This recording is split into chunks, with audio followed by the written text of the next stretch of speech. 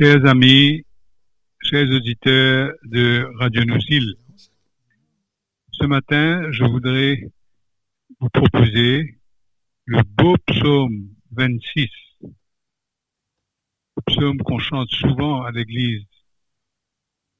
C'est la prière d'un homme angoissé, assailli par les tentations, par le découragement. Il appelle ces tentations-là ses ennemis, les méchants. Cette prière est le cri de quelqu'un qui veut garder confiance en Dieu et qui dit son espérance. Nous allons lire, je vais commenter seulement la première partie, versets 1 à 6. Le Seigneur est ma lumière et mon salut. De qui aurais-je crainte? Le Seigneur est le rempart de ma vie. Devant qui tremblerais-je? Si des méchants s'avancent contre moi pour me déchirer, ce sont eux, mes ennemis, mes adversaires, qui perdent pied et succombent.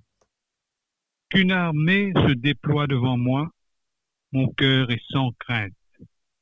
Que la bataille s'engage contre moi, je garde confiance. J'ai demandé une chose au Seigneur, la seule que je cherche, habiter la maison du Seigneur tous les jours de ma vie, pour admirer le Seigneur dans sa beauté et m'attacher à son temple. Oui, il me réserve un lieu sûr, en sécurité, au jour du malheur. Il me cache au plus secret de sa tente. Il m'élève sur le roc. Maintenant, je relève la tête devant mes ennemis.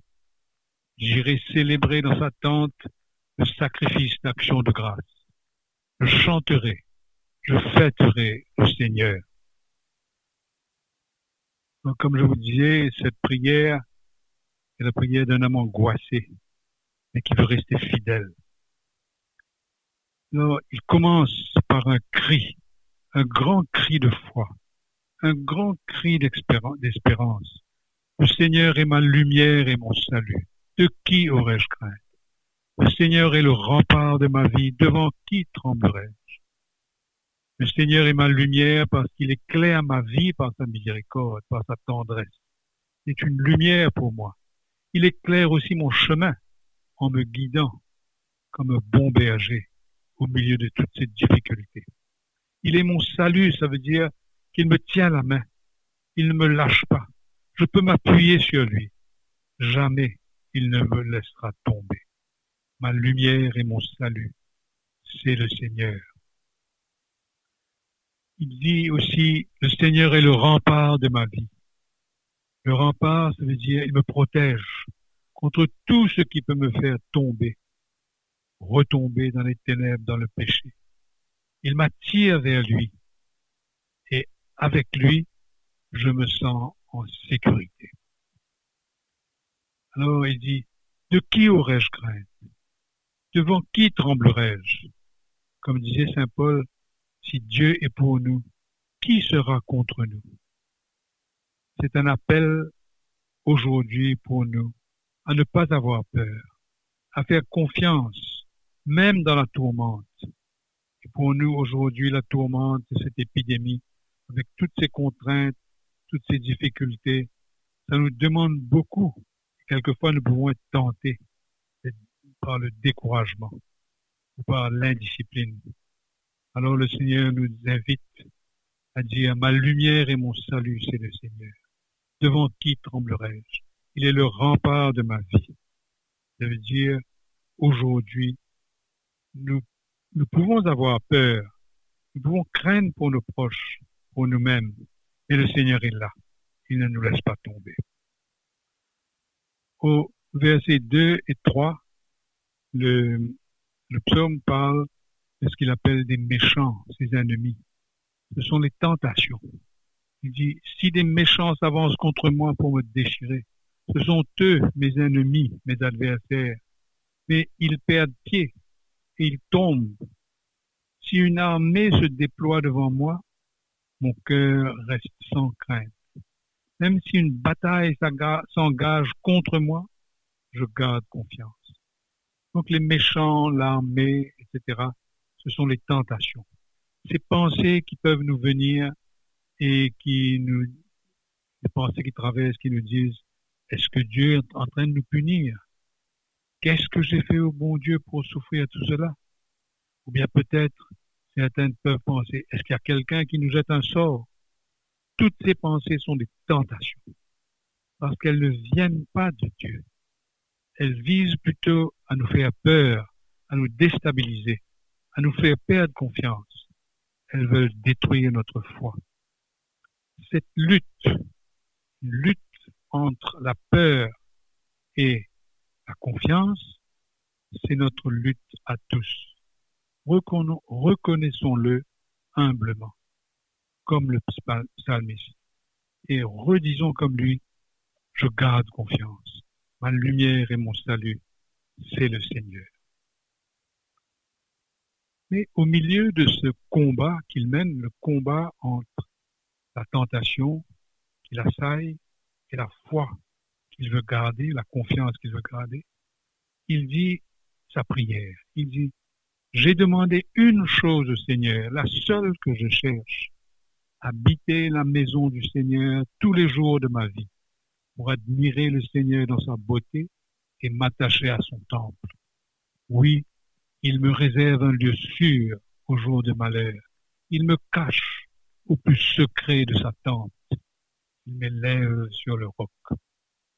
Alors, la chose que le psalmiste cherche et demande de tout son cœur, c'est d'habiter la maison du Seigneur, contempler la douceur du Seigneur, prendre soin de son temple. Ce qu'il cherche, en fait, c'est ce que Jésus nous propose quand Jésus nous dit « Demeurez en moi, comme moi je demeure en vous. Je suis à côté de vous, restez avec moi comme un ami, vous demeurerez dans mon amitié. » Alors sur la terre, nous ne sommes pas encore dans cette demeure, dans cette maison définitive qui sera notre grande maison dans le ciel. Mais, comme il dit ici, nous sommes dans une tente, parce que nous sommes encore en voyage sur la terre. C'est pourquoi le psaume parle d'une tente, la tente du nomade, la tente du voyageur. Et il dit, le Seigneur me cache au secret de sa tente. Ça veut dire qu'il nous accompagne durant ce voyage, et spécialement pendant cette étape difficile pour nous, qui est cette crise du coronavirus. Il nous invite à ouvrir les yeux de notre cœur et à accueillir sa présence à nos côtés, son invitation à vivre une amitié simple avec lui. Et alors, ce qui est joli dedans, c'est que le psalmiste, celui qui écrit le psaume, nous dit, dans cette tente, quelles sont ses occupations? Il dit, j'aimerais habiter à la maison du Seigneur tous les jours de ma vie pour contempler la beauté du Seigneur et pour m'attacher à son temple. Ça veut dire pour le servir.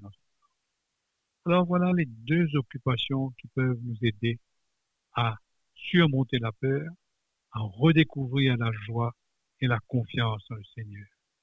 Contempler, ça veut dire prendre des temps de silence pour prier, pour remercier le Seigneur de sa présence. Comme vous savez, à plusieurs reprises, dans plusieurs occasions, je vous ai invité, toutes les familles chrétiennes, à avoir dans votre maison un petit coin de prière. Un coin de prière simple, avec une croix, une statue de la Vierge Marie peut-être, avec une Bible ouverte, enfin les symboles que vous voulez, et qui nous rappellent la présence du Christ dans notre maison. Je crois que ce coin de prière prend toute sa valeur, toute son importance pendant ce temps de confinement où nous sommes enfermés dans notre maison.